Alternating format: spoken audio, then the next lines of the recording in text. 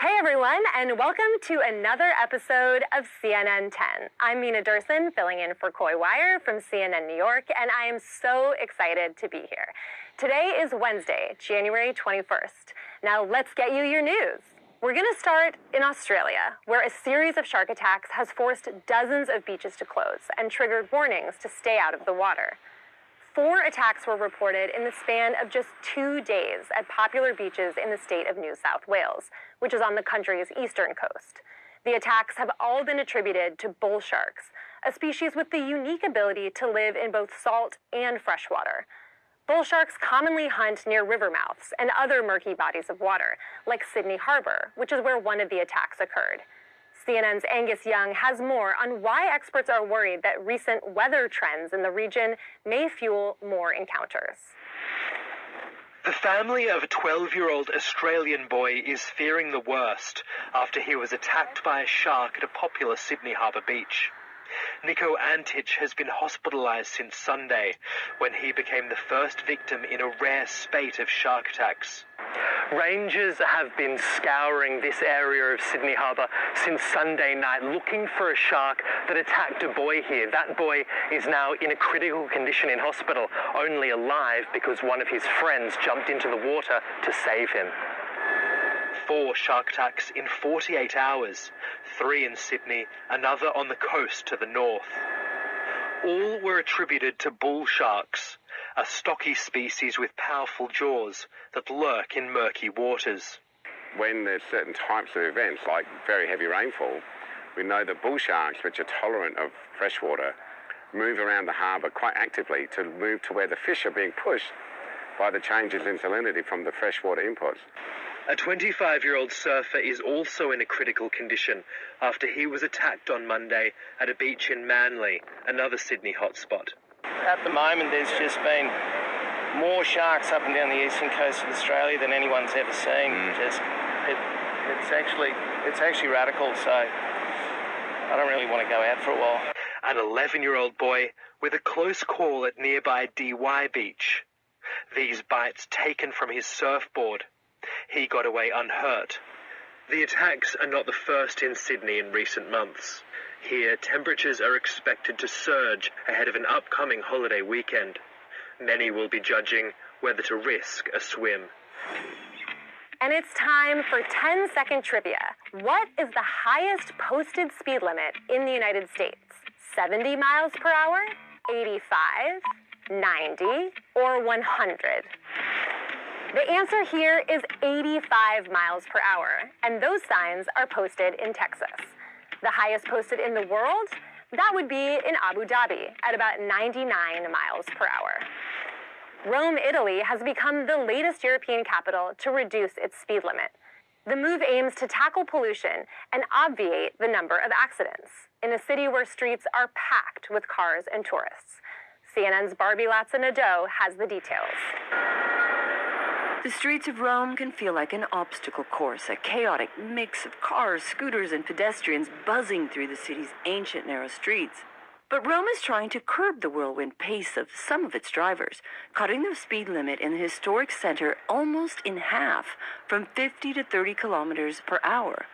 The slowdown is an effort to reduce accidents and pollution, and it's dividing opinions in the Eternal City. In my opinion, it is wrong. 30 kilometers per hour is too little. 50 was fine. Some people drive extremely fast. I ride a scooter and often risk being hit. For pedestrians and bicycles' safety too, it's better to go slowly. And just as Rome wasn't built in a day, the city's transport chief says drivers have about a month to gear down, with the new rules gradually being enforced over the next 30 days. Other cities like London, Brussels, and Paris have imposed similar speed limits. Officials in the northern Italian city of Bologna say a similar measure reduced road accidents by 13% and fatalities by 50% in the year after it was enacted. And besides the expectation of saving lives, local authorities say the lower speed limit is also expected to reduce noise levels in the city center by around 2 decibels, a lot to gain by slowing down. Though some people say the need for speed could be a hard habit to break. Now to a behavioral breakthrough that has researchers saying, holy cow. Meet Veronica, a pet cow in Austria with a unique skill. The clever cow has learned to use sticks and other tools to scratch parts of her body she can't otherwise reach. Her owner says she's been doing it for a decade, but when researchers at a nearby university saw a video of Veronica in action, they knew they had to study her. Turns out the back-scratching bovine not only uses tools like brooms intentionally to get the itch, she even prefers different ends for specific parts of her body. It's the first time this behavior has been documented in a cow, and the team of experts says it could be evidence that cows possess much higher cognitive capabilities than previously thought. They say Veronica's special skill may even qualify as multi-purpose tool use, a rare feat that's only been documented otherwise in chimpanzees. And it may still be winter in the Eastern Hemisphere, but over in the Netherlands, spring is already making a guest appearance. Look at this early burst of color taking over Amsterdam as thousands celebrated National Tulip Day. Growers turned this square into a free pick-your-own-garden, giving away 200,000 tulips to kick off the selling season. We compare the flowers, they are in a very excellent condition this year. Also, a little bit more better than last year. The Netherlands is the world's largest producer of cut tulips, and events like this signal the start of a busy season ahead. Visitors were allowed to pick up to 10 tulips each, and for some, it was a first-time experience. We are happy to see tulips. It's our first time. It's my first time seeing tulips, and it's like a big cultural exchange for me. I just love flowers, and it's my first time for me being here. And nobody's buying me flowers at the moment. So yeah, I think it's a jackpot for me.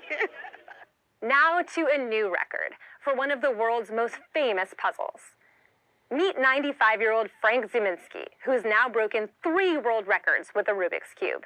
Turns out Frank has loved cubing since the 70s, so he recently joined a local club in upstate New York with school kids. They encouraged him to enter a contest this past Sunday, where he set a World Cube Association record in the senior category by solving a Rubik's Cube in 5 minutes and 49 seconds. But he didn't stop there. He also set 2 other records for the 2x2 cube in his age group, both for best single time and best average time. His girlfriend was even there to cheer him on. What'd you tell him? I told him, I said, pretend you're home watching TV like you always are, and he does in 3 minutes, 2.5. I got 2. I know. Because I know he can do it. It's different doing it by yourself and under pressure like that against the clock, you know. I get a little flustered, you know. But you did great. I was relieved. The members of the Buffalo Speed Cube Club were also there to celebrate his wins. But even with his newfound fame, the club members say they still plan to meet every Tuesday night at the library to get their cube on.